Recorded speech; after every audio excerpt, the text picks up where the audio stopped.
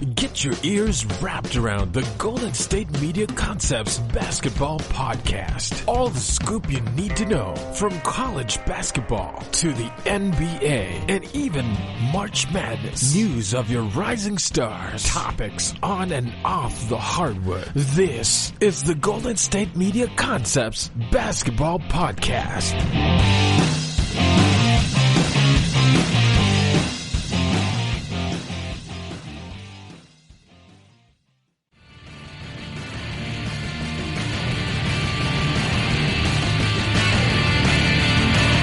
Welcome into the GSMC Basketball Podcast, right here on the GSMC Podcast Network.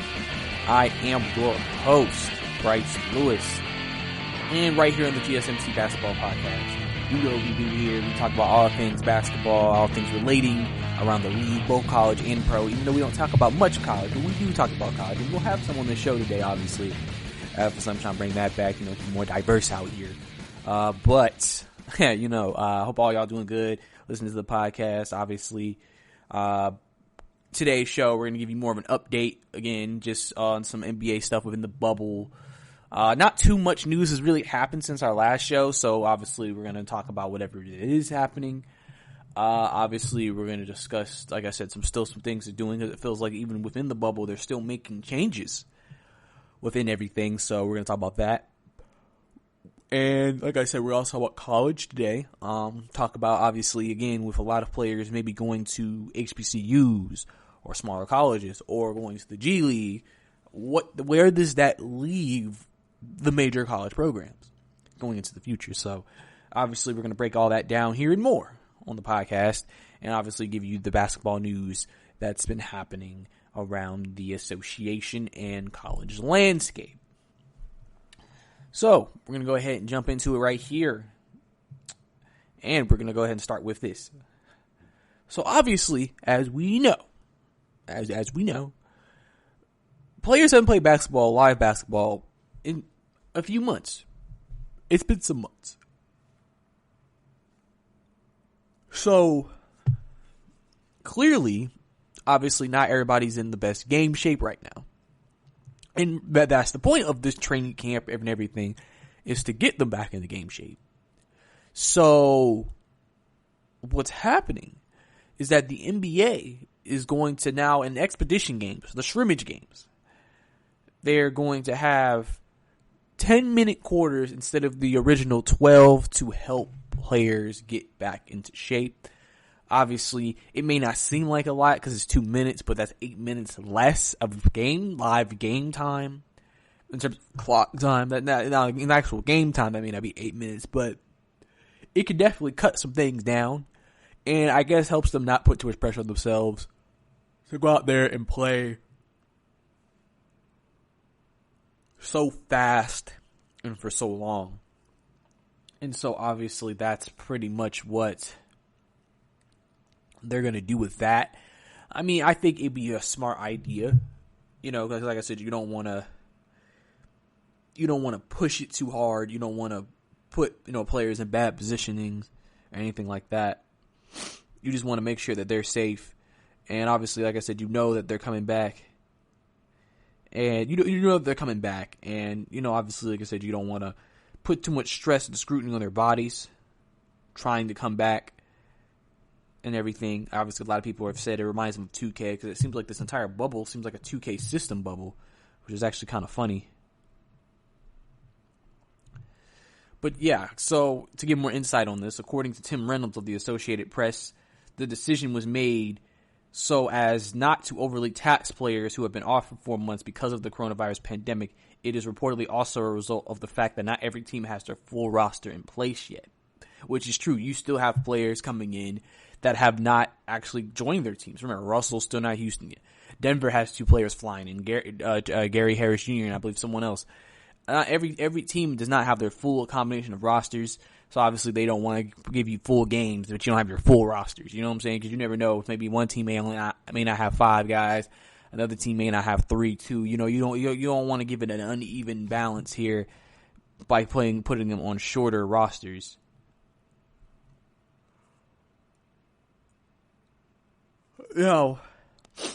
one thing also about the 10-minute quarters is that while in the first game it'll be 10, contests will revert to the usual 12-minute quarters in their second and third.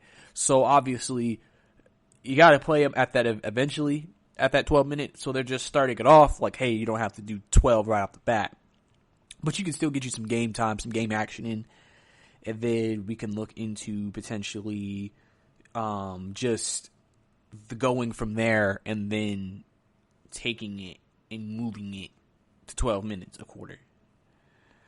Like I said, because this long layoff has been a while, so obviously you don't want to thrust players back into action too soon, too quickly, and put that type of pressure, stress, and scrutiny on their bodies. So, we'll have to see how it goes. There were also some comments made by some coaches about, obviously during this short training camp, the time they have to really bring together with the time they have to work on things and get up to speed. Eric Spoelstra had a statement about it, and he said, and I quote, "You have to fast track so much before you get into that eight game regular season. We'll approach it that way and probably play everybody available, but definitely work on some things and do a little bit of evaluating as well." Obviously, that's probably how a lot of coaches feel about what's going on, because again, you only got 3 weeks to get ready. And now when this drops, we are officially 9 to 10 days away from the season starting. So think about it. They're having to do a lot to get themselves up. And so it'll be interesting to see how it all works out at the end of the day, I would think, because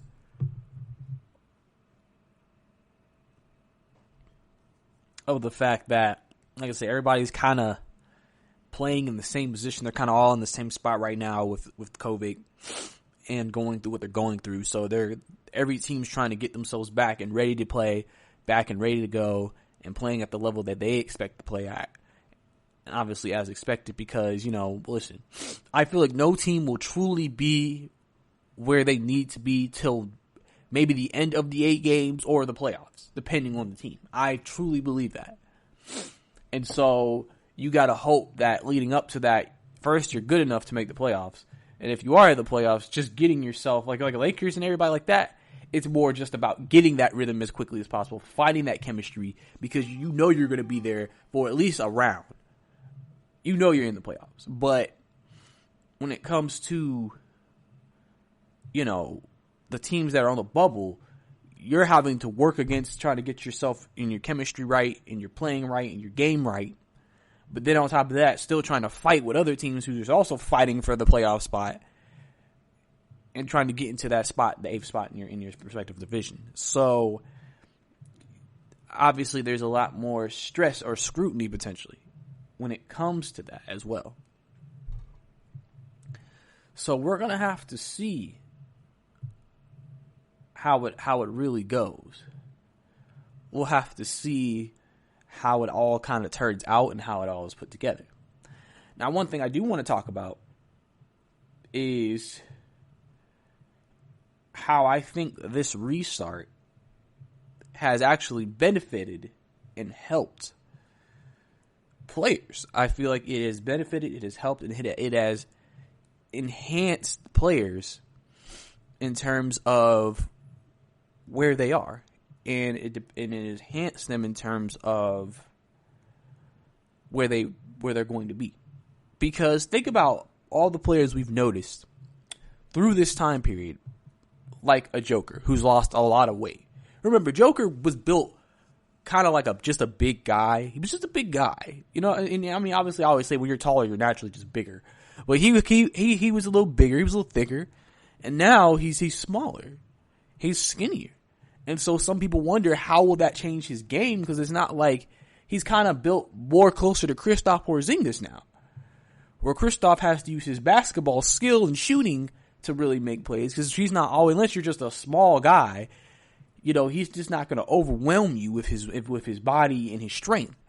And so with Joker, it's like, okay, it looks like he's going to be doing the same thing. If you think about Carmelo, Carmelo said he's lost weight. Carmelo, one thing that the people have already criticized Carmelo about and why I feel like he hasn't had as much success or has had much of a sustained playing career in his later years is because of his weight, because of his body. He doesn't keep up his body the same way that Dwayne did and LeBron did and everybody else did.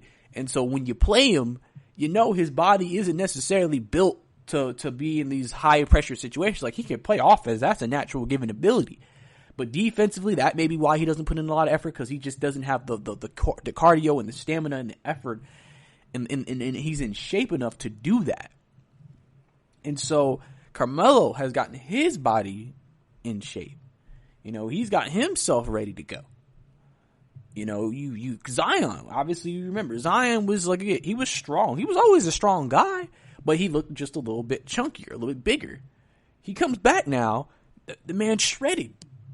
He's ripped. He's shredded. He's still big, but shredded. He got his body into great shape. And now that's why a lot of people are very, you know, excited to see what Zion's going to be looking like coming back, because we saw the big, thick Zion play great. Now, what would this Zion look like? And it's just great because, you know, players obviously had two choices. They could either just sit at home and do nothing, which is okay, because obviously COVID-19, maybe not every player has a court, or not, you know, gyms aren't open or whatever. So, you know, you may not have the same opportunities. All you could really do is just maybe try to keep yourself physically in shape, do some cardio, whatever you could do. You have some players who have courts so they can still work on their game while also working on their bodies and all of that. It just really depends. But you could see this helping players. Like, think about, you know, sometimes what some players, you know they need to work on during this COVID-19, where you really don't, like, the thing is, the difference from a normal summer and working on your game and the COVID is, remember, summer players, they know they need to work on stuff, but they have the option to do other things. Like literally, it's like, well, it's the summer. I don't have to necessarily work on it all summer. I can just go have fun, do what I want to do, and then maybe work on it here and there. COVID, either you ain't doing nothing because everything's closed in COVID, or you working on it. So if you really see, like, this to me can give you more of an indication who is clearly more serious about the game, who is more serious about the sport, because of the fact that they said, I'm going to take this opportunity to work on me, to improve my game, to improve my shape, to improve my form. So then if the season does come back, or when it does come back, I'm going to be ready. I'm going to be ready to go, and I know I'm going to be in the best physical shape possible and worked on my game enough to now still make an impact when I do return. Because obviously that's what you want to do.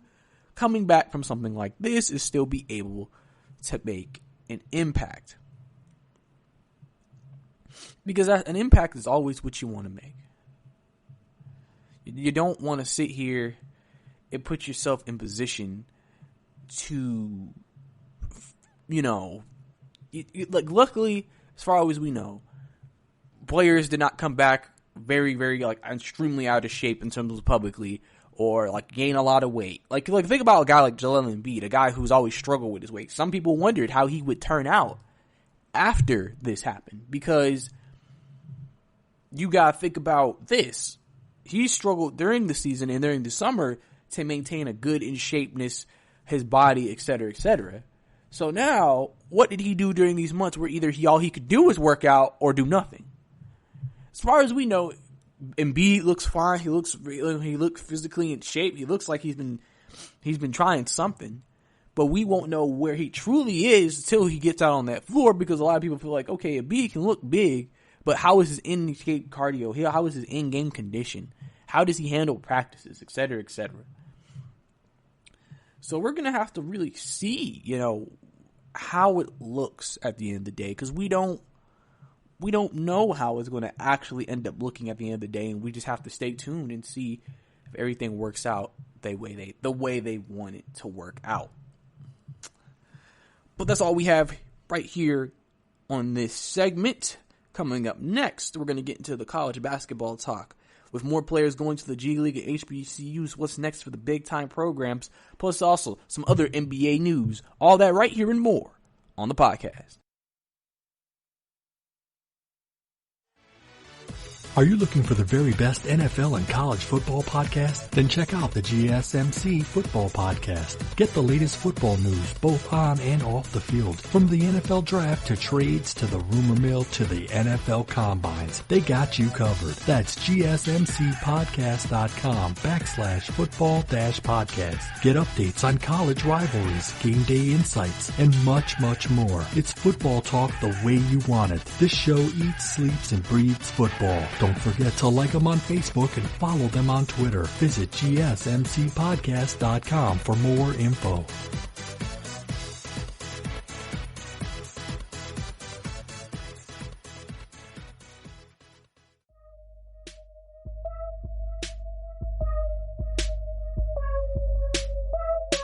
Welcome back to the GSMC Basketball Podcast.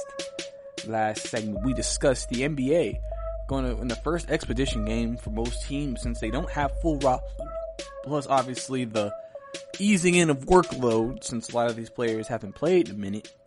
They will be going to 10-minute quarters for the first expedition game, but for the second and third ones, they will be resorting back and converting back to 12-minute quarters. Obviously, like I said, because of conditioning and also because not every team and player is there because players are still, even at this day in a moment, are arriving in Orlando.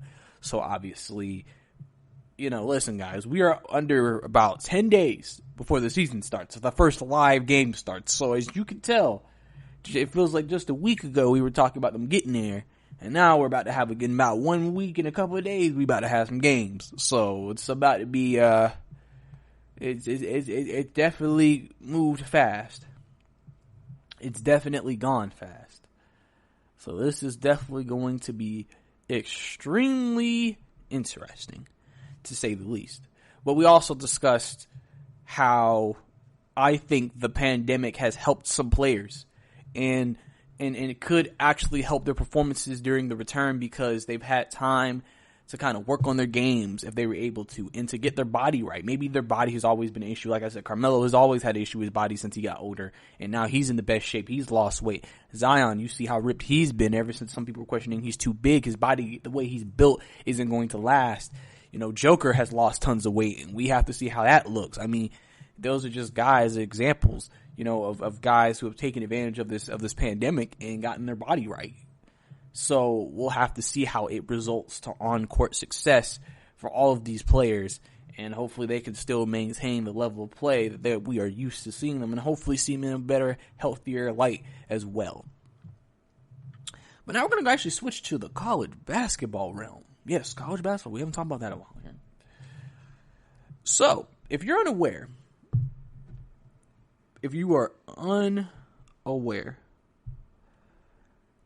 college basketball, obviously, as we know, has kind of been switching up a little bit, changing a little bit. If you remember,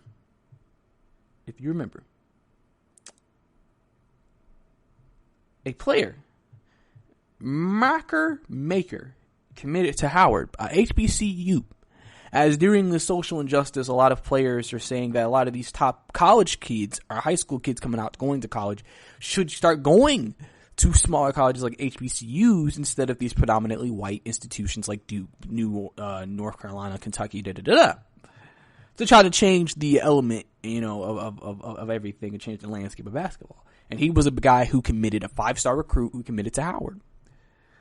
But then we have the number one college basketball prospect for 2020 who reclassified from 2021 to 2020, and he's entering the G League. And he's not the first. There are actually a few top college basketball players from the next year coming up in the 2020 year that have actually committed to the G League and skip college altogether. And so what's happening here, and obviously there's still a lot of great players. So of course, to me, I think that with that being known, if this trend continues, and this continues to happen, and this continues to move forward, and you're seeing more kids doing this. The question is, what will that mean for college basketball blue chip programs if a lot of the top talent that they're used to getting starts going to the G League or starts going to HBCUs? What does that mean for the programs? Because we have to talk about this first. In terms of the state of college basketball in general, even with all these top players, none of these players really catch people's attention till they get to the league. Like, if you think about it, that's why I've said Zion was one of the most Zion really helped and gifted college basketball when he was there for a year, because he was the first player in God knows how long who people literally who never really watched college basketball watched college basketball because they wanted to see him play. Even with all the other great recruits we have, you don't really see people saying, oh, I want to go out of my way to watch this guy. The only people who may watch it is maybe if you're a team that could be bad in the NBA, oh, let me keep an eye on him just to see how good he is and stuff like that. But Zion was the first person, even if you weren't even going to draft him, you just wanted to see him play. You know, he got the attention of so many NBA players. The league was talking about him the whole year while he was at Duke. As almost like the next LeBron in a way. And so we're in a situation where now, what if the players that major programs like Duke and North Carolina and Kentucky and Tennessee and Gonzaga and Kansas and all these programs, what if now you can't get them because now there's a less number of 5-star recruits? More of those top recruits aren't playing. Now you're not, like, remember when John Calipari took over Kentucky? He was getting 4 or 5-star recruits every year. Literally, he'll have his entire starting line of 5 stars and then recruit 5 new 5 stars. Now think about it. Now what will happen if now most of those players are not available? Now 4 stars and 3 stars are still good players. You can find gems in the rough, so it's not like that's a death sentence. But you gotta think about it. If you're not recruiting the top guys, perceptionally you're not gonna be looked at as you're gonna be that good. Usually in the universal part of things. And that's going to maybe make players, because sometimes the reason why some certain players, or you have these teams where you have a lot of 4 or 5 stars join, maybe because, I want to play with these guys. Now, those people who want to play with those guys see, I could go to the G League, get paid, and still play against good players. Or I could go, or if I want to make maybe more of a social change and make a statement, I could go to like a Howard, a Morehouse, a Clark, a other HBCUs that exist in the country. You know what I'm saying? Like you could do that. You could do that. So players then won't, or the quality of player to the rate that these top programs have been getting them, they won't be getting them to that same extent. And so it's going to be very interesting to see what happens with all of that, because could college basketball potentially be in a state where, listen, we all know March Madness is usually the month where the NBA and NCAA basketball gets their ratings. Everybody watches March Madness because of the brackets and how it became such a spectacle, and just the tournament and the magic and just everything. But the college basketball regular season has always been viewed as not important. No one really cares. So now, if that's the case, listen, people weren't going out of their way to watch sometimes the top players anyway, just because. But now imagine if you don't have top players at all in teams. Why would I want to sit here and go out of my way to watch a 3-star recruit on a Duke team It's just the appeal won't be there. And that's why college is probably having to fight back and give the likeness to players. Because because college has to even the playing field. They have to sit here and say, yeah, you can make money in the G League, but you won't get the branding and the money. Yeah, you could go to Howard or one of the HBCUs, but you won't get the publicity and you won't get the publicity or the money. Us, you could get top. You're going to be playing on ESPN. You're going to be on national television. You're going to get big branding. The name will help get your name out there. And now with our likeness, any type of advertisements or third-party stuff that you get paid for. Really, college basketball is the best set up for either situation in terms of that. Now, the G League can offer more in terms of you're playing against NBA guys who are trying to make it to the league. So in terms of competition, in terms of potentially, it depends on how you view the G League coaching, etc. That is going to be more of an opportunity. And then that's why the NBA is trying to work and see if they can get the G Leagues, maybe some more televised, nationally televised games, more regionally televised games, more on television, because they're trying to equal that out where they're basically saying, listen, you make it get on ESPN at 8 o'clock on Duke, but you also get on there at ESPN at 7 o'clock with us too on another day. Because if they have their G League select team, and you know that the top players coming from the previous year of high schoolers are on that team, and they're going to be on national television, and they're playing against G League players and G League teams, you're telling me some people won't tune in? Because then it creates a storyline. It creates a curiosity there. It's a curiosity. I'm curious to see what it's going to look like. And so then that could add to the appeal of the G League. And then you could then get the branding and still get paid the money.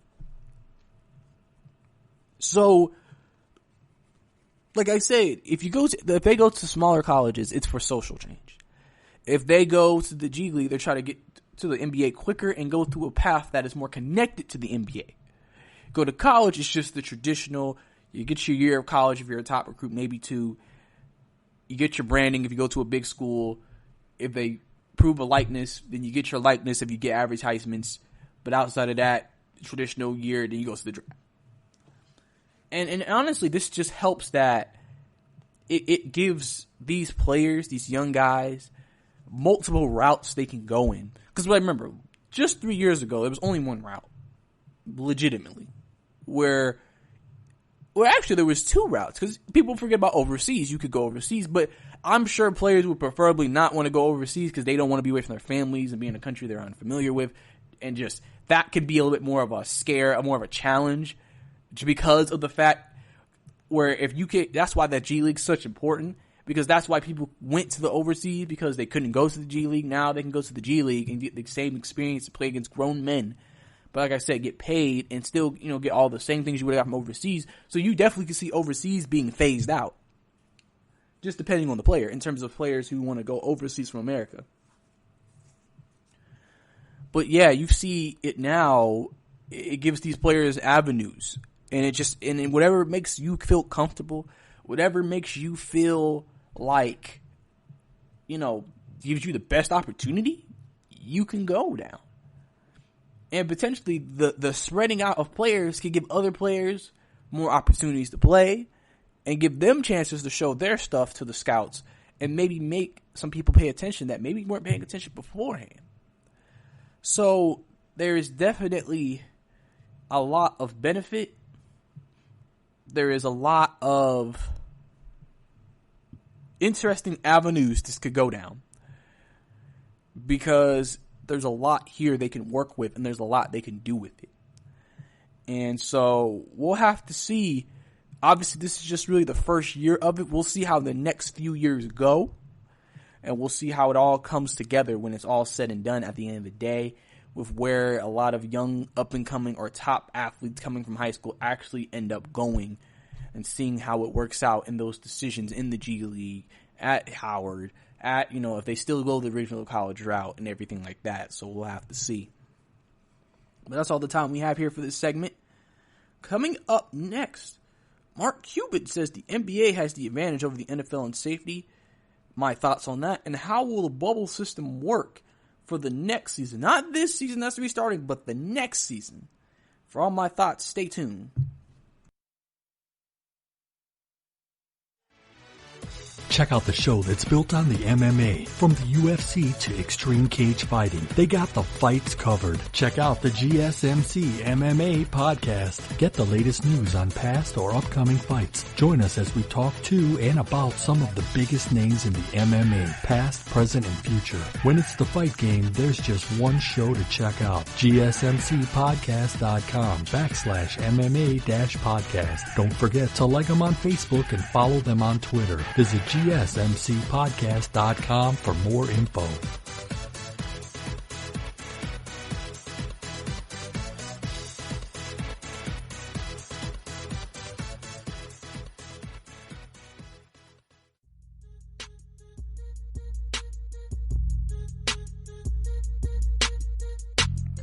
Welcome back to the GSMC Basketball Podcast right here on the GSMC Podcast Network.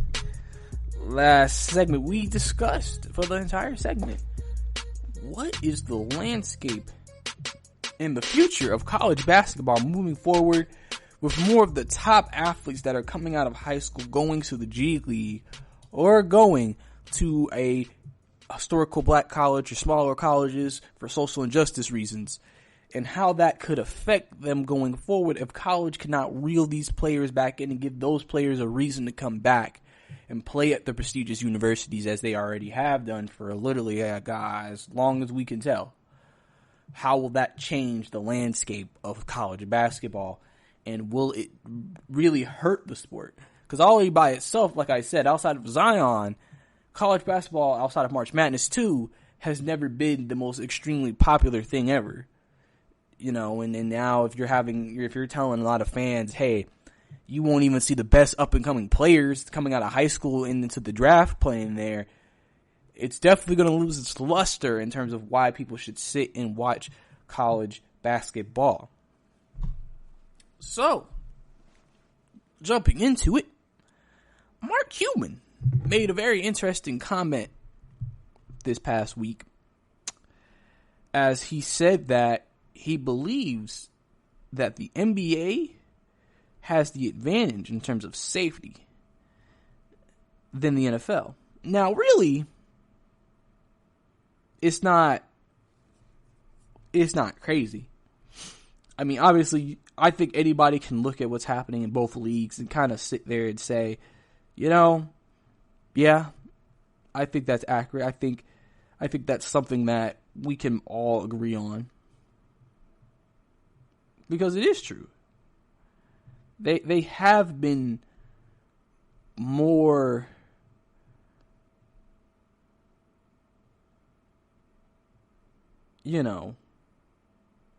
they have been more things happening with the NBA because the NBA's took a different approach than the NFL. But I'm going to read this article from CSNBC about it. And we're going to go ahead and jump into it. We're going to start past the first couple of paragraphs, basically saying this. The players are adapting well and getting along great so far, according to Cuban, who said he could only speak to the Dallas Mavericks situation. He said players are wearing masks and following the protocol put in place. The NBA has the advantage over the NFL, which is getting ready to start training camps for its 2020 regular season, said Cuban. Under the restarts modified protocol, NBA teams can now bring 15 to 17 players to Orlando compared to the NFL teams, which have over 50 players in addition to larger staffs. The NBA doesn't have plans to hold games in the bubble like the NBA. Instead, games will be played in each team's stadium. Cuban says, we have one location. We're able to keep everything under control. In contrast, he said that type of single location quarantine would be very difficult for the NFL, and he has not heard the NFL considering such a plan at all. NFL stars such as Russell Wilson and J.J. Watt recently voiced their concerns about the league's health and safety plans for the players and their families. While sports may be an escape for Americans, their return could provide us applicable lessons for us too. If people in the real world outside of the NBA following mask protocols the same way the NBA players are, we're already be dealing with the virus and be way ahead of where we are now. So to get into this discussion, obviously, like I said, he has a point. The NBA has handled it better than the NFL, but yes, we have to admit as well, the NFL has more challenges than the NBA. One thing though, I think one thing that we've always commended the NBA on when it came to this restart is the fact that when they canceled the season, they sat here and they talked, they communicated with owners, GMs, players, everybody involved, health officials, and they tried to come up with a plan. And they took as a lot of time to come up with a plan to bring the season back. Because they know, of course, we can't just go back and play in everybody's arena. We have to find a way that we can efficiently monitor everybody, keep everybody under control, and limit the potential outbreak of the virus. That's the biggest thing. And that's what they've been doing. With the NFL, you can say and make the argument they've kind of just been trying to stick to what they've been planning to do and really haven't made too many adjustments or as many adjustments as they need. But now, since they have training camps coming up, they're hitting a very crucial part of their planning, because now we're getting into training camp. And then preseason, and then regular season. You're about to hit that 30 to 40 days of okay, so what's the plan? And that's why I think you have so many players coming out in the NFL voicing concerns, because they haven't been given a actual plan yet by the league on what to do. And I think that's why with the NBA, they actually sat here and gave a plan to their players and said, how does this sound? How does this work for you? And of course, yes, during a time like this, during a pandemic, there's no way you could ever have a foolproof plan that doesn't take away everybody's rights or limit somebody's rights, but at the same time gives enough freedom, but can increase the chances of them getting it with too much freedom. So, of course, you're going to have players who aren't happy with it, but at least they had a plan. At least they had something they could say, well, this is what they're trying to do.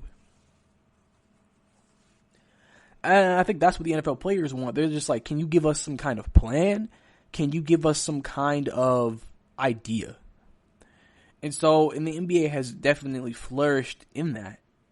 The NBA has definitely done that well. They've given them a plan. And the plan right now for them is, I guess you could say, working. And listen, think about it. Right now, the NFL is trying to figure out opt-outs and other things like that. The NBA has that figured out. They have insurance policies. They have a lot of things that the NFL is still trying, in their regard, in their league, trying to figure out. But like I said, the NBA already has it all figured out, has it all did up.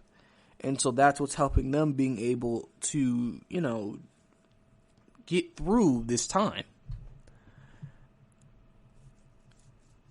And so that's why I always say, even if we just don't even talk about football, you see how the process went in Major League Baseball. You saw what happened there. Players and owners were not on the same page. They got to a deal, but it felt like it's just like, you know what, this is the best we can get here. We're just going to do this so we can play the season. Because baseball really has not been great at traditionally moving and adjusting. And then the players are like, why would I take a chance, but I'm not getting accommodated or whatever for it the right way? And just, you could tell that was a mess.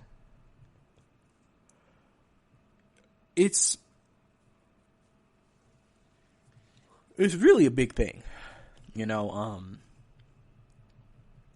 It's something that's going to be around for a while, I would think, to be honest with you, because we don't know how it's all going to turn out at the end of this experiment with the NBA. But that's why if let's say all the leagues do their restart or do their startup, and the NBA out of all the leagues have the most least problematic in terms of actual COVID-19 positive tests and etc., we gonna remember the NBA did take the time out to build this plan, discuss it with the players, and make it work. The NFL right now is trying to do that. MLB, we'll have to see, even though a lot of players have opted out. MLS, I mean, they've pretty much, for the most part, done what they need to do. Hockey as well. There's just a lot of different things. There's a lot of different things that are being discussed, that are being thought about, and are being wondered about. And we just have to kind of see how it all goes and how it's all put together. I think that's the biggest thing that I think we're going to have to see about moving forward into the future. So, we'll have to keep an eye out, I would think, on the progression and the progress that is attempting to be made with these negotiations that the NFL is trying to have with their NFL Players Association. Because, listen, if you need advice, you can always go to the NBA. They'll tell you how, at least, even if you can't do the bubble, what to put in place and what you need to keep aware of, so that way, at least, the players feel comfortable knowing, hey, if something is uncomfortable, if something is not working, we can adjust, we can work with you, and we are adaptable, truly, like a lot of leagues say they are. But now we're going to get to an NBA story where some people around the league still think that the Cavaliers are still wanting a lot for their forward, Kevin Love, this offseason. Some people think that they want a decent bit at the trade expectations for Kevin Love. I mean, listen, we know the Cavaliers are open to trading Kevin Love, as they should be. But people still say that their asking price is still way too high. And that's according to Chris Fender of Cleveland.com. So, yeah. Because the Cavs obviously are, and I quote, this is something he said in an article he put on Cleveland.com. He said, the Cavs will not do a salary dump for Love. They want some combination of draft picks, young ascending players for Love.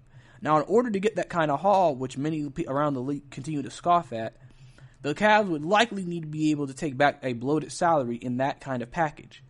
The draft pick would be considered the Cavs' sweetener in exchange for the other team's bad, lengthier salary. Obviously, Love is 31.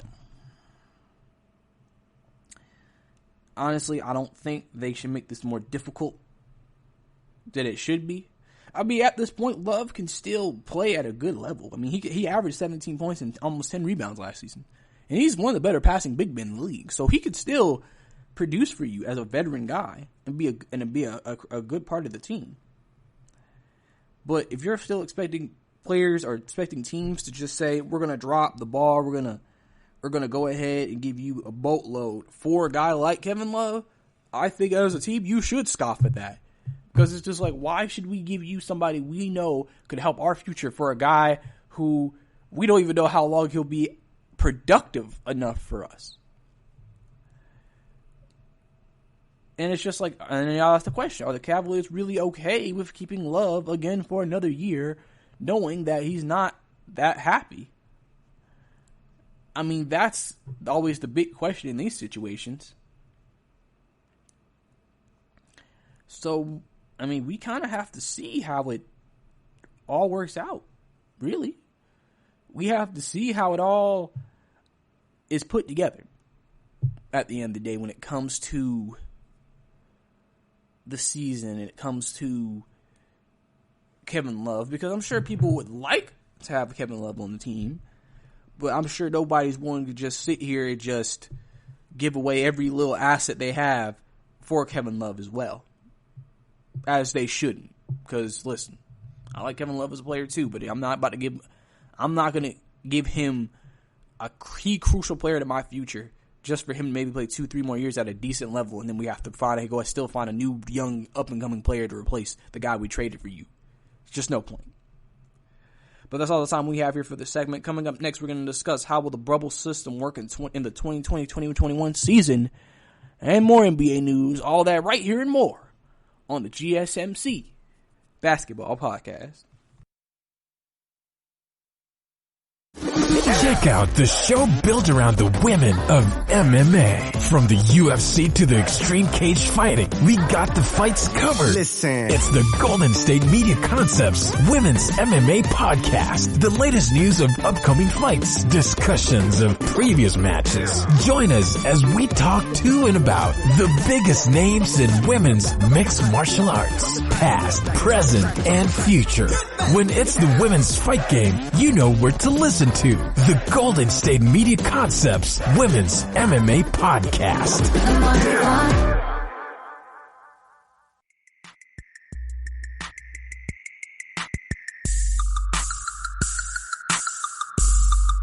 Welcome back to the GSMC Basketball Podcast, right here on the GSMC Podcast Network.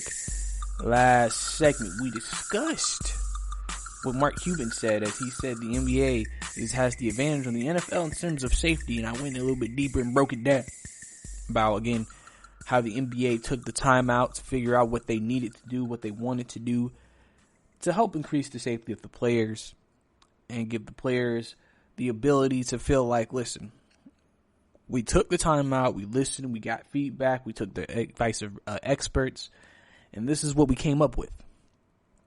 So is this a good enough plan for you guys, or are we going to have to cancel the season altogether? And obviously we see they're currently in their bubble trying to have a season which starts in below 10 days. We also discussed Kevin Love's obviously going to be on the trade market, and that the Cavaliers are still asking for a lot for the 31-year-old, where a lot of teams are just like, I don't see how you expect us to want to give up draft picks and a young up-and-coming player for a guy who has just left his prime and is not the same player he used to be. What as a player, as a team, what are we getting out of this? You know, it's almost like the player, any team that trades for Kevin Love is like, what are we getting from this? Why should we want to make this deal? So obviously we'll have to see what happens whenever we get to that part where free agency and everything opens up, and see if maybe anybody does actually go out of their way to get Kevin Love, or does Cleveland change how they, or what they want for Kevin Love. So all of that will be a reigning question that will probably continue to surround that for a while. But now we're going to get into our next topic of this segment, and what will the 2020-2021 season bubble look like? Because, I mean, realistically, they're going to have to do another bubble. I think we all know realistically at the way this thing is going, there probably will have to be another bubble unless somehow a vaccine or something is brought out before then, and then we'll see how that changes things. But at the rate we're going now, they're going to have to do another bubble, but the difference is now all 30 teams will be back. And you're doing the whole season, so it's unlikely you're going to have them all in one location for like 4 or 5, 6 months straight. That's just impossible. So they're gonna have to maybe do multiple locations, maybe for a bubble. But at the same time, they're gonna have to be more flexible, because, like, obviously you can't just keep them in one location and say that's it. But at the same time, again, that's why it's in December. We have to really see where it will be by December. What could it look like, though? So obviously I proposed multiple ideas. Obviously with this return, I said if you wanted to, you could have all the Western Conference teams at Las Vegas, have all the Eastern Conference teams in Orlando. They do their playoffs, their whatever, and then you meet somewhere for a playoff series. With all 30 teams in the whole season, what they could do is this. There are you could do 6 locations. You could do 3 in the East, 3 in the West, right? Around that, for the most part. And what you could do is maybe have, since there's 30 teams, you could have 15 teams. So 5 here, 5 here, 5 here, and then 5 for the Western Conference here, here, here. And then what you do is that you alternate. You alternate teams, and you kind of take one team out, put another team in, but the teams that are currently there are next on their schedule, so you're kind of rotating. You're rotating through the teams, so you're not having to put too many people in different places, because like I said, you can't do one solid location, and obviously every team plays every team, usually during the NBA season, so you can't just not have that constant rotation, because how are you going to get Eastern Conference teams to the West, and then get Western Conference teams to the East, but maybe if you have a solidified location for each of those teams to go to, then maybe you can pull it off. Maybe you have to do a system of where I would say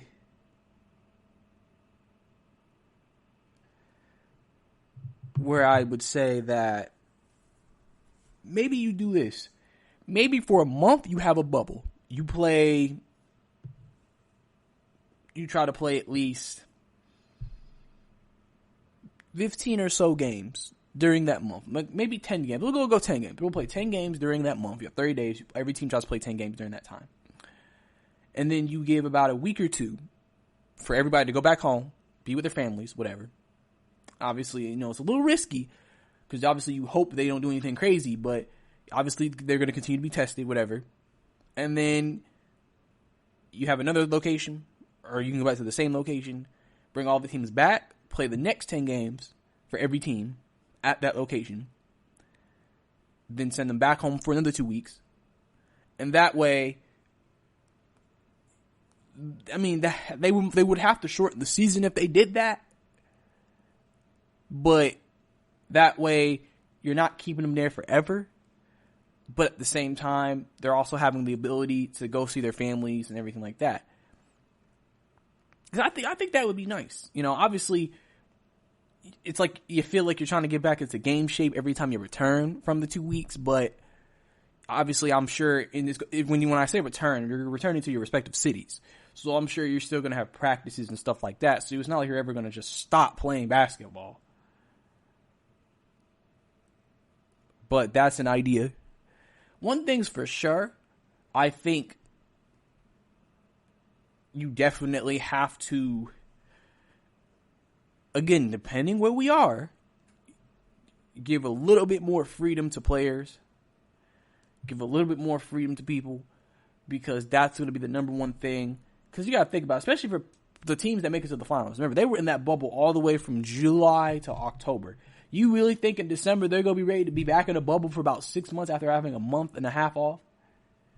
You got to make it where you don't make the players feel too contained in a way. Because if you do that, they're going to be turned off by the entire thing. And you don't want your players being turned off where they're like, I don't know if I want to do this. I think that's just the biggest thing. It's just trying to find a spot for everybody. So everybody can kind of play and do the game they want to do and just play as well as you can. Because it is important. It is extremely important. And so we'll have to see how it works.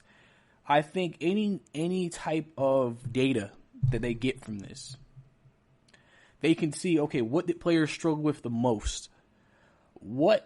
Actually, you know what they should do after this whole bubble thing is over? They should send every player a review, like a form of, okay, what did you like about the bubble? What worked? What did you not like? What didn't work? What would you like to see changed or improved Would you want multiple locations? Would you want to keep the same location? What would you, like, basically give the players, since they're the ones living in it, and coaches can get it too, because they're living in it too, what was the best about this bubble that worked for you? So that way,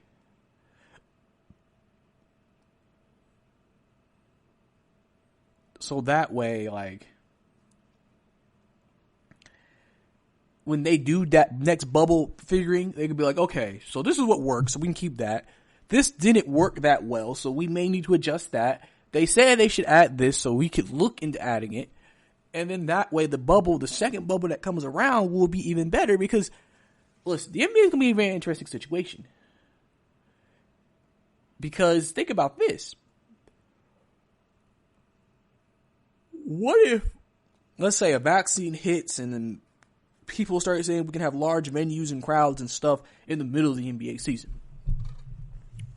What is the NBA going to do? Like, obviously, would they potentially keep the bubble, but just say fans can come? Would they say, okay, every player, every team goes back to their respective homes? Because remember, as far as we know, tickets and all that stuff ain't being sold because no fans. So it's going to be, they would have to, what are you going to do? Just automatic? I mean, you know what? With basketball returning, you could just say, okay, we're going to take a week pause in the season. Let everybody go back to their respective hometowns or cities, and then we'll start selling tickets for the games coming up. And then, you got fans rushing, trying to money for every game. You could do it. You could do it that way. It's definitely possible.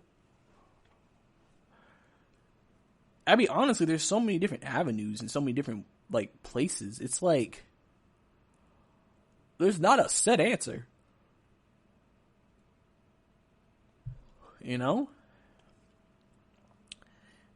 What I'm basically doing is this is what I kind of feel like.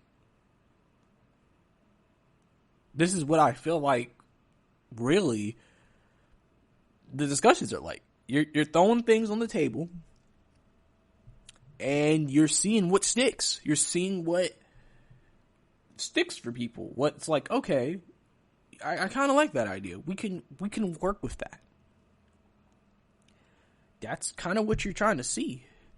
You're trying to see what works. Because that's the most important thing.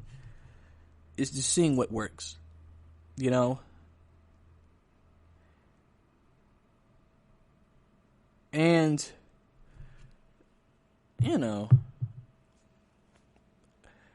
listen, as long as the NBA continues their protocols, and they continue to keep the owners involved, keep the players involved, keep the NBPA involved. And if this bubble has success, the one thing they have going into their next season that all these other teams and leagues don't have is they don't have something to work off of and say, okay, how can we improve it? Everybody's just putting something together and saying, we hope this works. The NBA is saying right now, if this works, we can work off it. We can build off of it. We can make it better. And that way, our bubble can be even better, smoother for players. And then, again, the NBA has every ability to come out of this situation looking absolutely fantastic in the publicity eye. Because of the fact of the amount of effort that they're putting into this. As they should. Because they do a lot. And so, building on that belief system and what they're working off of will be interesting. Like I said, at the end of this, I'm sure you'll have certain players who absolutely despise the bubble. You're not going to please everybody. But you're going to have, and I'm sure some players, I don't think any players going to come out and say, I love the bubble. I don't think anybody's going to say it. But you can have people sit here and say, you know what? I can work with this. This works for me. I can operate with this. And that's what counts. And that's what you really honestly ultimately want at the end of the day. Is that. So, as long as it all works out, as long as you do what you got to do, as long as you as long as the NBA puts the players in a good position, I don't think there will be many complaints moving on forward into the future, in my opinion. I think everything will work out, and when it does, they can say they did this. They were able to pull it off. So obviously, I just threw some things against the wall. I just kind of mentioned some things. So maybe some of my things didn't make always the most particular sense, but I did something. So there you go. But that's all the time we have here on the GSMC Basketball Podcast. Thank you for tuning in. Thank you for letting me be a part of your day once again here on the GSMC Podcast team. Don't forget to listen to our other amazing podcasts here on the GSMC Podcast Network. Also, don't forget to follow us on social media and leave a review or subscribe, leave some stars, anything on any platform. We really definitely appreciate it. We definitely love it. So, this is your host, Brice, signing out, hoping all of you have a good day. You've been listening to the Golden State Media Concepts Basketball Podcast, part of the Golden State Media Concepts Podcast Network. You can find this show and others like it at www.gsmcpodcast.com. Download our podcast on iTunes, Stitcher, SoundCloud, and Google Play. Just type in GSMC to find all the shows from the Golden State Media Concepts Podcast Network, from movies to music, from sports to entertainment, and even weird news. You can also follow us on Twitter and on Facebook. Thank you, and we hope you have enjoyed today's program.